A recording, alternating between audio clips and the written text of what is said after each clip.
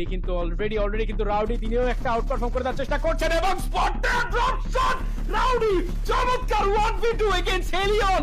O my god, what is happening FR কাছ থেকে। এবং ভিজি সাইড আরো একবার তাদেরকে এলিমিনেট হতে হলো। শুরুতে খুবই ভালো খেলেছিলেন রাউডির দিকে, এবার কিন্তু হেলিয়ন পুরোপুরি নজরটা রেখে দিয়েছেন, স্মোক করে রাখা হয়েছে যাতে কিছুটা স্পেস তৈরি করতে পারেন। চমৎকার ফ্রি ফায়ার করলেন, নক বের করলেন একটা, আরো একটা নক রাউডি কি বের করতে পারবেন? এলিমিনেশন এখনো পর্যন্ত সিকিউর করা পসিবল হয়নি, ফুটস্টেপ এখনো পর্যন্ত পাচ্ছেন না, ট্র্যাক হারিয়ে ফেলেছেন রাউডি।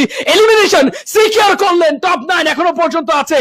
রাউডি ইজ অ্যালাইভ এবং রাউডি এখনো পর্যন্ত হাল ছাড়ছেন না, ওয়ান ম্যান আর্মি হিসেবে একা লড়াই চালিয়ে যাচ্ছেন রাউডি। সুযোগ আছে তার কাছে, ইউটিলিটি ব্যবহার করছেন, স্মোক করে ফার্স্টে তার জায়গায় যেই সিচুয়েশনটা তৈরি করেছেন দ্যাট ওয়াজ অ্যামেজিং। একটা C4 গ্রেনেড সেটাও কিন্তু ছুড়ে মারা হলো।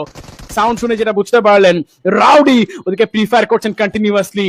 He is great with playing around, তিনি কিন্তু খুব ভালো করে মাইন্ড গেম খেলতে পারেন এবং সার্ভাইভিং স্কিল তার সেই জায়গা থেকে আরো একবার তার দেখিয়ে দিতে হবে। বাইরে চলে গিয়েছেন, আই ডোন্ট নো রাউডির কাছে সেই ইনফরমেশনটা আছে কিনা। বাইরের দিক থেকে এখনো পর্যন্ত কিন্তু প্রিফার করা হচ্ছে। জোন একটু পরে প্রেসার দেওয়া শুরু করবে। টিম স্পিরিট তারা কি হিলিয়নকে আটকে রাখবার চেষ্টা করবে নাকি অন্য একটা জায়গা থেকে তারা আসবেন?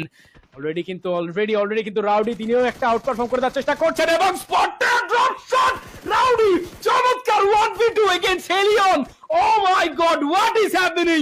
রাউডি এখনো পর্যন্ত তার দলকে নিয়ে কিন্তু দুটো এলিমিনেশন পয়েন্ট সিকিউর করলেন। মেবি প্লেসমেন্ট পয়েন্টে আসলো না, বাট তিনি একা হাতে দুটো এলিমিনেশন পয়েন্ট সিকিউর করেছেন, পুরো নাচিয়ে ঘুরিয়েছেন হেলিয়নকে। সারাদিনে আসলে সাফল্য বলতে গেলে বা আমাদের বাংলাদেশিদের পাওয়া বলতে গেলে ওই একটা ক্লাচই, আর কিছু কিন্তু আসলে সেরকম বলার মতো আসলে নাই। এটা একটা দুঃখের ব্যাপার, বাট ইনশাল্লাহ কালকে তারা কামব্যাক করবেন। অবশ্য আজকের যে পারফরমেন্স সেটা নিয়ে আসলে খুব বেশি হতাশ হওয়ারও কিন্তু কিছু নাই। এটা কিন্তু ক্যালিব্রেশন রাউন্ড, সার্ভাইভাল স্টেজ না, এটা আপনাদেরকে মাথায় রাখতে হবে। দিস ইজ নট সামথিং যেটা নিয়ে আসলে খুব বেশি প্যানিক করার কিছু আছে।